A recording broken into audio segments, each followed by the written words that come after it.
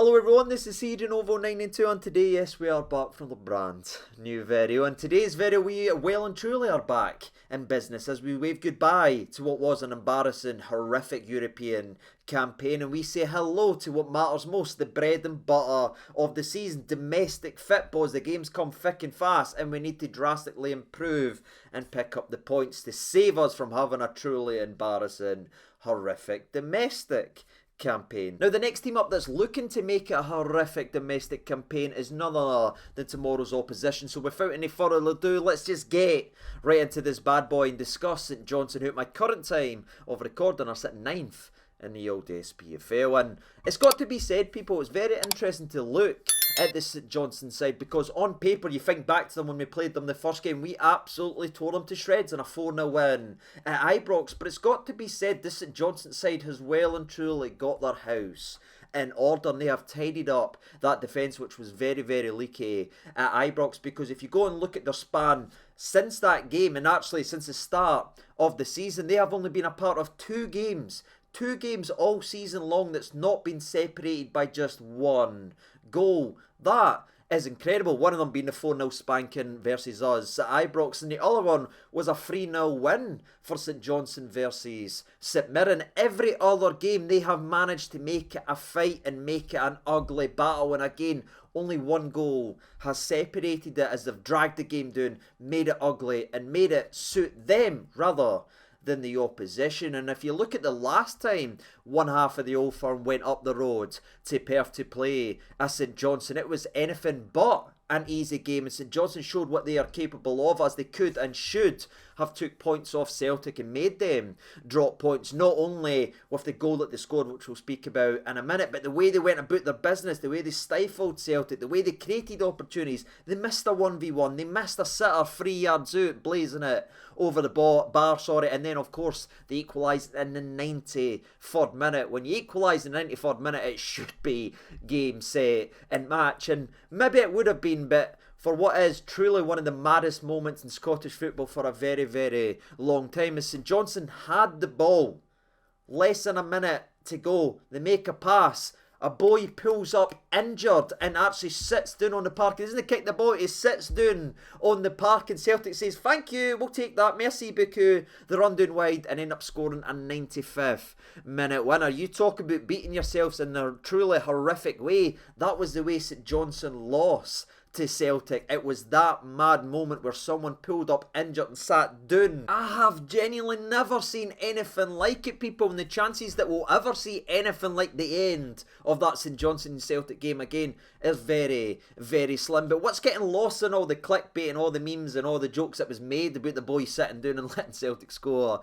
and all that stuff that was actually out there is actually how well St Johnstone go to it in the day and how well that they actually played. So they'll be looking to replicate that. They'll take a lot of confidence for that, especially as they come up against a Rangers side who right now are not only injury ridden, but again, low in confidence. And honestly, troops, I've not got too much more to actually add on regarding St Johnstone. I'm not going to break down how they play. We've all seen it now with our eyes. They've not drastically changed anything. We know we're facing a long block. We know we're going to face a lot of long balls tomorrow. But again, it's on us to be good enough to actually get it. It's not a surprise and it's not a shock and it's no, oh my God, someone's playing a low block. 9 times out of 10 every single week we play against a low block, so we should have some answers by now. If not, we've got to start asking questions of the guys that's got to provide the answers. But anyone expecting an easy walkover game tomorrow, I don't think that's exactly what we're going to see. St Johnstone, I'd argue, are coming into this game versus Rangers on their best run of performances this season. Again, maybe not getting the results because again they never got a point versus Celtic because of what happened at the end of that game, and they followed that with another good performance at the Tony Macaroni, but again they never got their due. However, they started to get it into gear as they beat Hibs 2-1 at Easter Road, and their most recent game coming into this game versus Rangers was a 1-0 win versus Kilmarnock. So they are fully belief and fully confidence. It's on us to turn up, rip that away and get all 3 points. And with that being said, that's us reached the end of the oppositional preview. Now we need to dive over and get to the Rangers end then, shall we? where do we start? Now, I know there's going to be people out there that want to go through the European stuff over and over again, but for me, I feel like it's time to leave that bad boy in the rear view, because the way we set up, we approached the entire European campaign, it was as if we couldn't wait for it to be over. So why should we waste our limited time on this earth going over it in a painstakingly detail when, again, we went into most of the games looking like we couldn't be bothered? Let's leave that now in the past and, again, really focus in on the domestic league, because if we bring the can't compete mentality from European football to domestic league, we should be absolutely steamrolling 90% of this league, playing with our chest out and getting them beat by half time. If that's what we believe at the European level, it's time to bring that in the domestic level and start strutting our stuff. And to be fair, we certainly did in the most recent domestic game in a 4-1 win versus Aberdeen, which I absolutely loved, and it was enjoyable. I loved the way we approached the game. I loved the way we went about our business. I loved that we kept our foot down an accelerator and really went after their throats. One of the few times we've actually done that under Giovanni, where normally we take a couple goals and then we start to cool down. There was no cooling down versus Aberdeen, as we really took those sheep to the slaughter, and I was feeling really good about that and feeling really confident. However, after watching Giovanni's press conference, I'm a little bit nervous we won't see the same directness going in to this game, because he's went ahead and said a lot of how they played and everything like that was down to how brave Aberdeen was and how they went about their business, which again is true. They did gamble, they did put two up front, but I just thought the player positioning and everything was spectacular versus Aberdeen. We saw Ryan Kent drift central. He's not done that since Gerrard was here, and I thought he was much better. Again, no perfect or anything, but better. And I thought Sakala looked great and all that. And it really felt to me in that game, we really had unhandcuffed ourselves from the horseshoe formation. However, Gio has talked about the low block and everything like that, and talked about patience a lot in this upcoming game and making sure we stick to our game. Key words that genuinely give me the fear. Because again, to me, that sounds like aimless possession and side to side nonsense, waiting for them to come out their low block, when we know for a fact they're no going to come out their low block. But again, I felt like it was important to mention, because I know a lot of you don't watch actual press conferences or that anymore, so it's going to be a weird one. I certainly hope we're aggressive, because we did talk about having another fast start in this game, but just the way we went about it versus Aberdeen, that's just what I want to see. A Rangers team should be on the front foot and should be attacking. I want to see it continue now from last week, but again, I felt like it was important to mention, as the word patience and playing to our game was mentioned a lot during the press conference. So maybe prepare for the worst, hope for the best, as one man once said. But aye, moving away from the presser, moving away from the place there, I'm not going to get lost in a negative cycle that a lot of people are getting lost in right now. I am going to be positive going into this game, and I am going to be positive especially going forward, because we have got to speak about someone who has sprinkled a lot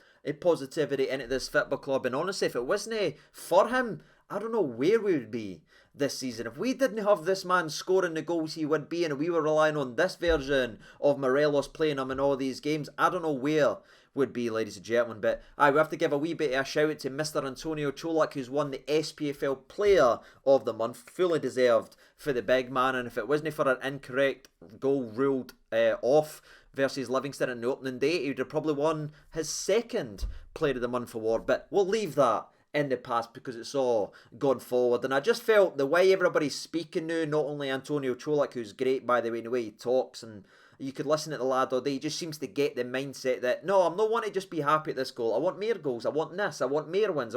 I like that mentality, and hopefully that spreads through the squad. But just the way Gio and everyone seems to talk these days, and I think that's great that we've all now came to the understanding that our number 9 going forward is the man who can't stop scoring, and it's on others to prove they deserve game time over the big man, instead of the big man needing to prove he deserves to get on the park. Do you know what I mean? We have our number 9. He's scoring goals and winning Player of the Month awards, and long may that continue. And speaking of continue, by the way, we might get a continuation of the partnership of John Lundstrom and James Sands, which I was very impressed with, as of course Big Lonnie is now available after missing midweek's game due to a European suspension. So we might see that partnership back together if Big Ben Davies came through his last session all right. Again, that's where it remained. He had one more session to and they were going to decide if he was able to play in this game. If he is, would love to see Lundstrom and Sands because it's a bit pacey, and there's something in that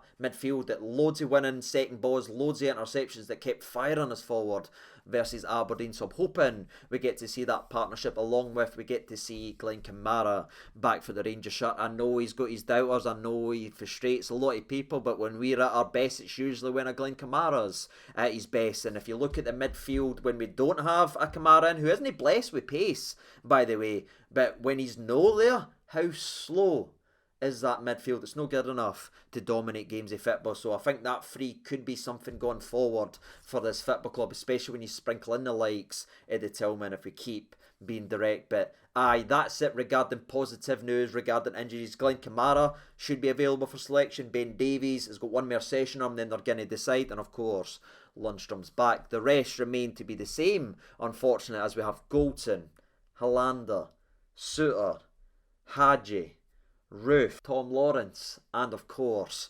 Ridvan. That's just to name a very, very short few on the ridiculous injury list. All them remain out. However, there is a door that is kind of creaking open that I want to talk about very briefly, if you didn't mind give me one more minute of your time, and that is Alex Lowry, who got on the park obviously in his most recent Champions League game, which was great to see the laddie, but I just feel as if now is the time for an Alex Lowry. With the likes of Lawrence and everything like that ruled out, it's time to get this laddie starting to get some game time as he sees the game a wee bit differently. He's a bit of a different player than we've actually got, and for me could be a potential wild card in this game and going forward for Rangers by getting him in and amongst it. So hopefully we see Alex Lowry start to get more and more involved, because if there's ever a time to break into the Rangers midfield, and I'm looking at the Charlie McCanns of the world and all that, it's right now as well with the Davises, the Scotty Arfields and all that. It's now time for the young blood to bleed into this Rangers team and really grab the opportunity that is there for them. It is gapping now. Are they good enough to go and grab it and take it to the level? That's on them today, people. I'm not going to sit here and say they're going to do this or do this. It's on them now. The opportunity is there because they are not playing well in the middle of the park. So good luck to the young guns if they get an opportunity to perform for Rangers, whether it is again off the bench or starting. And I'd love to see Lowry get a few starts over the next couple of weeks. But honestly, that's it regarding the Rangers news. That's the Rangers conversation. That's the oppositional preview. It is going to be a very, very tough game, but for me, we shouldn't be going into this game worried about what Rangers side is actually going to turn up. It should be the standard attacking, aggressive Rangers side, but the fact we're maybe it could be this, or it could be slow and passive, is probably why we're having so many issues and there's so much toxicity around the place right now. Again, very positive what I've seen versus Aberdeen. I want to see that taken forward now, and again, I want to see this Rangers team unleashed and attack it, and hopefully that brings that 2-0 win I am going to predict in this game. Tony goals, of course, with a goal, and I'm going to chuck in a goal from somewhere random, like a Barisic, for instance, and aye, that's what I'm going to go with, ladies and gentlemen. What about you? Let me know your thoughts and opinions down there in the comments section below, and as always, I've been CJ over 92. I'll see you tomorrow after the game. All the best, and bye.